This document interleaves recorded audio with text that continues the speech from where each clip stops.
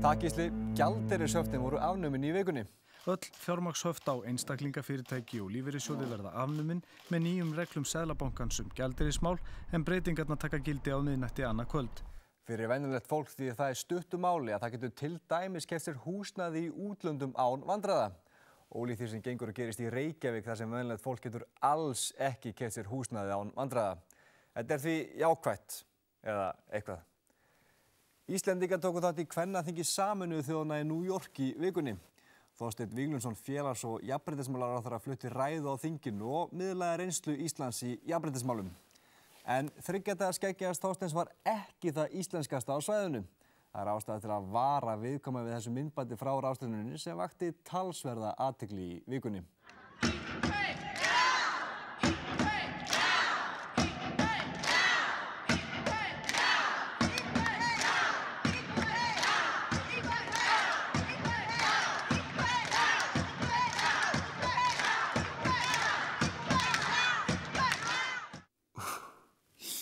En að máli kvöldsins. Það aðeins þrennt sem öruggt í þessum heimi.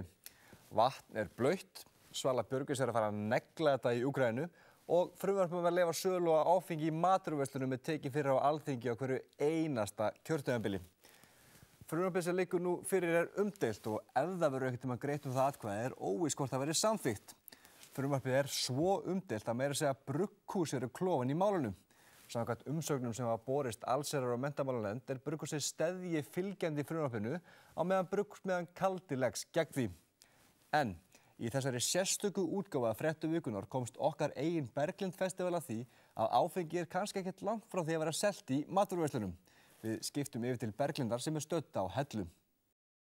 Takk fyrir það, Atli. Það ríkir talsverð upplausn hérna á Hellu þar sem áfengi selt í matvöruverslunum. Ég kynnti mér málið í dag, við skulum kíkja aðeins á það. Hella, Bergen norðursins. Ég vissi ekki við hverju ég átti að búast. Það eina sem ég vissi var að ég hafði heyrt orðróm sölu á áfengi í matvöruverslun. Ég ákvað því að kanna málið.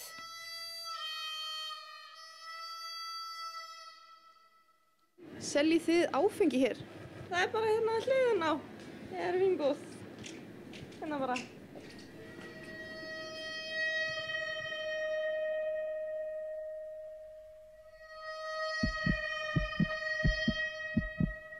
Við erum komin hérna með borgarstjóran á Hellu. Hvað langt síðan að vín kom í búðir hér? Það nú bara mjög langt síðan. Ég bara man ekki annað en það hefur alltaf verið hér í búðum. Þannig að samfélagið hefur verið meira og minna á hliðinni síðan þú tókst við? Það var komið hérna vín í búðir löngu áður en ég tók við, sko. Ert þú á leið í vínbúðina? Ekki núna. Nei. Það svo stutt að fara, maður þarf aldrei að fara. Myndirðu segja að þú drekkir meira áfengi? Nei. Ert þú drukkin núna? Nei. Þetta mjög þægilegt. Maður kaupir minna vín. En drekkur oftar? Nei. Ætli þetta sé ekki svo vínbúð á landinu sem næst því að vera inn í matvöruverslun því það bara 15 cm á milli, sko. Hvað heldur þú að myndi gerast eða myndi taka niður þennan 15 cm vegg? Já, ef ég á að vera alveg hreinskilinn þá held ég að myndi ekki gerast nokkuð skapaður hlutur.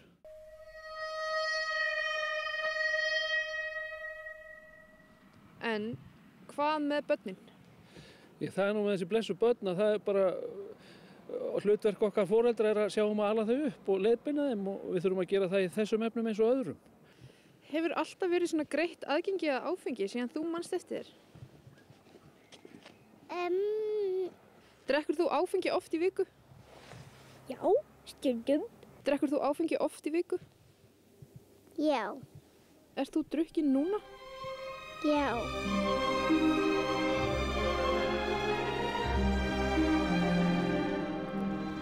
Þetta var verra en ég hélt.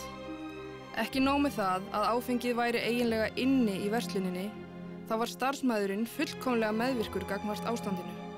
Það eina sem ég gat hugsað voru börnin.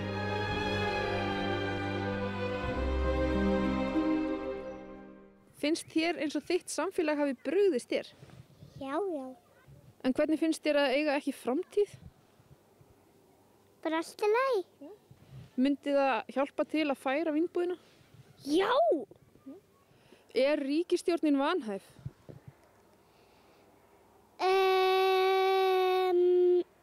Já. Já, Atli, það er deginum ljósara að áfengi í matvöruverslunum hefur lagt samfélagið hér á Hellu í rúst. Ég segi stöðum þetta frumvarp og hugsum börnin.